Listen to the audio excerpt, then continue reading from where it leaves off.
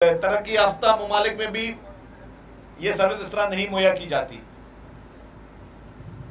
मैंने तो कहा था उनको कि आपने सर्वे भी कर लें, लेकिन पूरी दुनिया में मैं समझता हूं कि 10 से 12 ऐसे ममालिक हैं पूरी दुनिया में जिनमें खवातीन के लिए मखसूस सिर्फ खवातीन के लिए बस सर्विस शुरू की जा रही है, और उसमें अल्हम्दुलिल्लाह पाकिस्तान एक है। और हमने जब पहले शुरू की तो हमें इंटरनेशनल मीडिया से, इंटरनेशनल प्रेस से बहुत इसके पजीराई मिली, और अल्हम्दुलिल्लाह अल्लाह के फजल करम से अब जो हमने ये सर्विस शुरू की है और जिस तरह इसको बढ़ा रहे हैं, तो हमारा मोटिव ये है कि इसको अब हम सखर में भी खवातीन के लिए बस सर्विस स्टार्ट करें, लाड़काना में भी करें और बाकी अजला में भी करें। जिस तरह ही हम लोग बाकी अपनी बस सर्विस स्टार्ट करेंगे, उसी तरीके से हम इन खवातीन के लिए मखसूस बस सर्विस को, पिंक बस सर्विस को सिंध के हर जिले में लेकर जाएंगे इंशाअल्लाह ताला। और यही हमारा मकसद है, यही लीडरशिप की और पीपुल्स पार्टी की सोच है, जिसने हमेशा खवातीन के लिए, खवातीन को एम्पावरमेंट करने के लिए कोशिश की। मैं शुक्रगुजार हूं कि सबकी उसमें पजीराई मिली। इसमें खासतौर पर minister local government Nasir Shah साहब, जिन्होंने हमें इस रूट्स में को बेहतर करने में हमें बड़ी मदद की है, उनके मैं बहुत ज्यादा शुक्रगुजार नासिर शाह साहब का कि उन्होंने जहां जहां पे हमें बस सर्विस को में रूट्स पे कोई इशू हो रहा था, कोई रोड को इम्प्रूवमेंट की जरूरत थी, तो इन्होंने बहुत आगे जाके हर चीज को इन्होंने हमें इसमें सपोर्ट की है। तो आप सब लोगों का बहुत बहुत शुक्रिया। अब ये इस बस सर्विस में सिर्फ खवातीन बैठेंगी और आज से ये सारे रूट्स नए ऑपरेट हो जाएंगे। हमारे शहर की खवातीन को, हमारे शहर की माओ बहनों को बहुत अच्छे तरीके से, अल्हम्दुलिल्लाह सेफेस्ट तरीके से, इसमें कैमरास भी लगे हुए हैं और आपको ये सब सहूलियतें फराहम होंगी। तो आप लोगों का एक दफा फिर शुक्रिया। का सब फैसला आया है और जो पंजाब और खैबर पख्तूनख्वा में 90 दिन के अंदर इलेक्शन कराने का कहा गया है। अजब फैसला यह है कि खुद इस फैसले में भी 2 जजेस ने उससे इख्तिलाफ किया कि क्या खुद नोटिस सुप्रीम कोर्ट का दायरा इख्तियार था या नहीं। इस फैसले पर और पीपल्स पार्टी की पॉलिसी पर क्या करेंगे? देखिए, मैं इस पर एक वाज़ेह चीज कर लूं, बहुत क्लियर बात बताऊं कि ये फैसले को 2 जजेस ने एतराज नहीं किया है, इस फैसले को 4 जजेस ने एतराज किया है।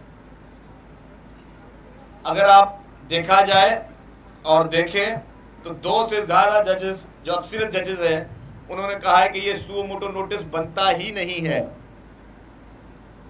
आला अदलिया, आला तरीन अदलिया, उसकी अक्सरियत ऑफ जुडिशरी ने कहा है कि जब ऑलरेडी लाहौर हाई कोर्ट में ये चीज चल रही थी, वहां की चीजें मौजूद हैं, तो आप एक जगह चीज मौजूद है, उसकी इंप्लीमेंटेशन का टाइम है, फिर उसको सरकार को किस तरह करना है, क्या जवाब देने हैं, किसकी क्या मजबूरियां, सब सामने आएंगी। लेकिन क्या मुल्क में इस तरीके से चीजें चलती रहेंगी? हम तो पीपुल्स पार्टी हमेशा इलेक्शन के फेवर में रही है, लेकिन पीपुल्स पार्टी इंसाफ के फेवर में पहले होती है कि इंसाफ पहले किया जाए। आज भी आपने देखा होगा कितने दिन पहले सुओ मोटो नोटिस हुआ सुप्रीम कोर्ट में इस केस में, और कितने दिन में जजमेंट आ गई।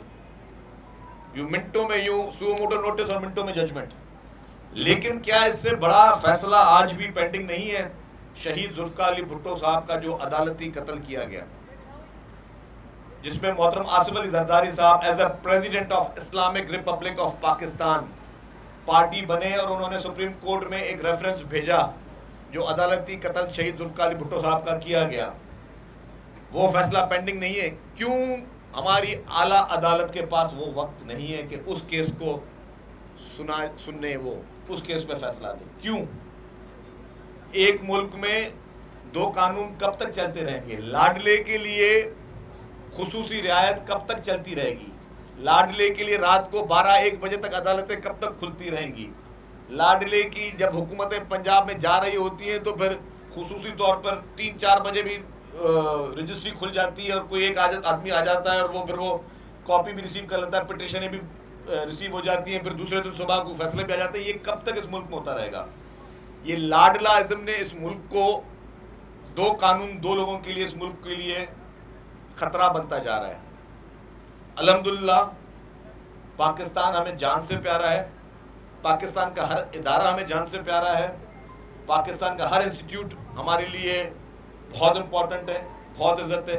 लेकिन ये जो लाडलाइज्म है, इसने जो है तबाही की हुई है। अगर अच्छा ये बता दें सर कि इतनी बड़े बड़े प्रोजेक्ट्स भी आप लोग ला रहे हैं और इस वक्त वफाकी हुकूमत में भी आप स्टेक होल्डर्स हैं, तो इंतखाबात में क्यों नहीं जा रहे? इंतखाबात कराने में क्या कबात है? एक ही तो मुतालबा है इमरान खान का। देखिए जी, इंतखाबात बिल्कुल वक्त पे होने चाहिए, हर कोई इंतखाबात के लिए तैयार है। आपने अपनी हर सूरत हाल को भी देखना है, आपने ये भी देखना है कि आपने क्या 2-2 महीने के वक्फों के इंतखाबात होंगे और कौन गारंटी देता है, या आज कोई हमें गारंटी दे दे कि जो भी इंतखाबात के नतायज होंगे वो इमरान नियाज़ी मानेगा? वो तो हर चीज में मैं ना मानू करता है।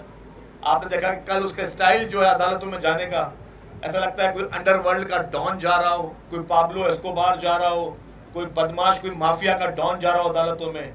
जिस स्टाइल से जो है वो अदालतों में एंट्रियां हो रही हैं, आप दरवाजे तोड़ रहे हो कोर्टों के, आप कोर्टों में धावे बोल रहे हो, आप जजों में दहशत फैला रहे हो, खौफ फैला रहे हो, बदमाशी कर रहे हो, वेपन्स के साथ आपके पास ओपन वेपन और डंडों के साथ आप कोर्टों में एंट्री दे रहे हो। मुझे पता है पाकिस्तान में कौन सी ऐसी पॉलिटिकल पार्टी जो इस तरह का स्टंट नहीं कर सकती।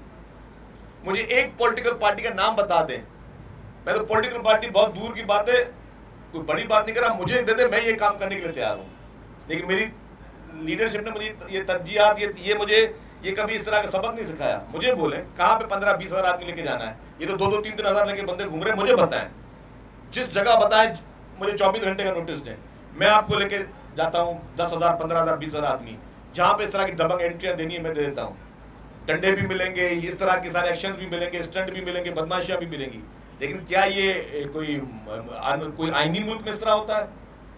आप किसी बदमाश के किसी अड्डे में बैठे हो, सर आप कि मुल्क में बदमाशी कर रहे हो, अदालतों में जाके आप गुंडागर्दी कर रहे हो, हथियार लेके जा रहे हो, उनके गार्ड देखो पुलिस वालों के साथ लड़ रहे हैं, आपने वीडियो देखी है? वो पुलिस वालों की हाथ पकड़ के धक्के दे रहे हैं, आपने वो वीडियो देखी है? वो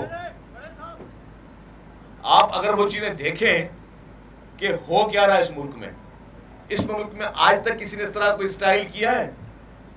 वो मौला जट बना हुआ है, सिसिलियन माफिया बना हुआ है, पाब्लो एस्कोबार बना हुआ है इमरान खान इस वक्त, और सब चुप बैठे हुए हैं और उसको उसी चीज का रिलीफ मिल रहा है। मजे वाली बात यह है कि घर बैठे भी उसको जो है, आज मैं नहीं जाऊंगा अदालत में, कल जाऊंगा, कल नहीं जाऊंगा, परसों जाऊंगा, इतने बजे नहीं इतने बजे जाऊंगा, इतने लोग लेके जाऊंगा, मेरे लिए गाड़ी यहां खड़ी होगी, मेरे लिए गाड़ी अंदर जाएगी। किसके साथ आज तक मुल्क में इस तरह का सुलूक हुआ है?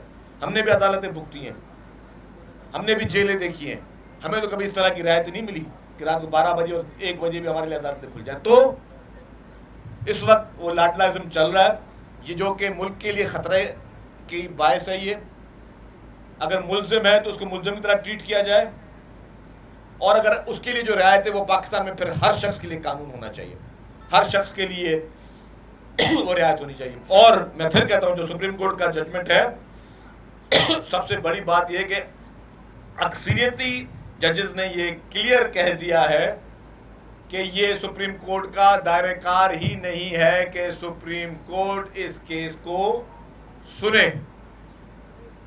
तो फैसला वो प्रिवेल करना चाहिए जो अक्सरियत ऑफ जजेस ने कहा है।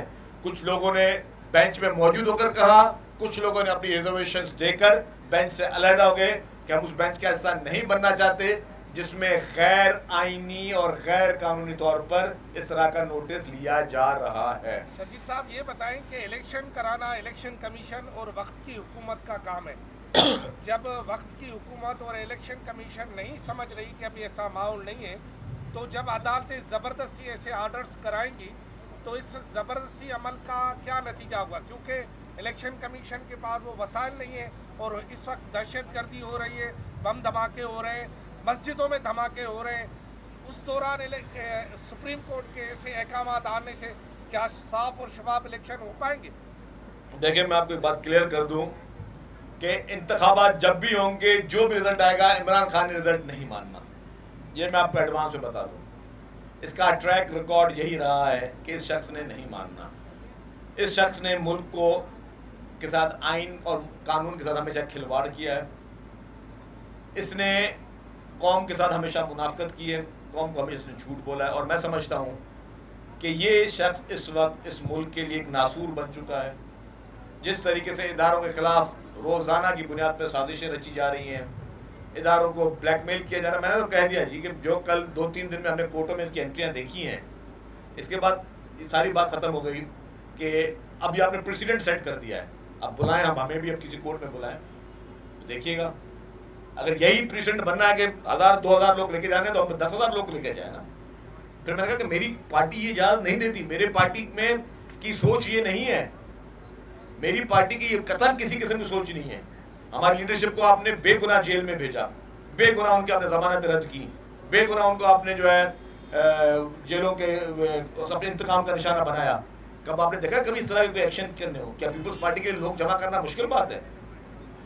जितना पीपुल्स पार्टी बंदा जमा कर सकती है कोई भी नहीं कर सकता। लेकिन हमने हमेशा कानून का एहतराम किया है, क्योंकि कानून और आइन जो है उसका एहतराम सब पर जायज है। अगर पॉलिटिकल पार्टी का एहतराम करेंगी तो पब्लिक भी करेगी, पॉलिटिकल पार्टी की लीडरशिप एहतराम करेगी तो पब्लिक भी करेगी।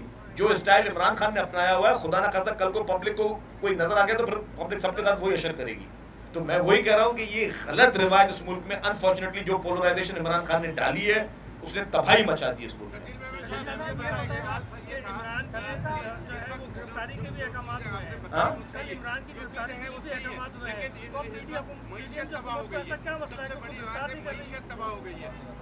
इस सिलसिले में क्यों नहीं इस पार्टी को बैन करते, इसे गिरफ्तार करते हैं? मजीद अब्बासी साहब, आपकी बात बिल्कुल ठीक है, इमरान खान को गिरफ्तार होना चाहिए, क्योंकि उसने आइन और कानून को मुसलसल तौर पर जो है उसकी धज्जियां उड़ाई हैं और उसने मईशत मुल्क की तबाह की है। आपकी बात को बस मान रहे हैं, लेकिन बात यह कि फिर उनको प्रोटेक्शन मिल जाती है, बेलें मिल जाती है ऐसे लोगों को, जो घड़ियां भी चोरी करें तो बेल मिल जाए, जो फॉरेन फंडिंग की में अपने अकाउंट छुपाएं बेलें मिल जाएं, जो चीजें बेच दें उनको बेलें मिल जाए, जो मनी लॉन्ड्रिंग करें उनको बेलें मिल जाए। इस मुल्क में अनफॉर्चुनेटली यही चल रहा है। शजीब साहब, आदमशुमारी जो सिलसिला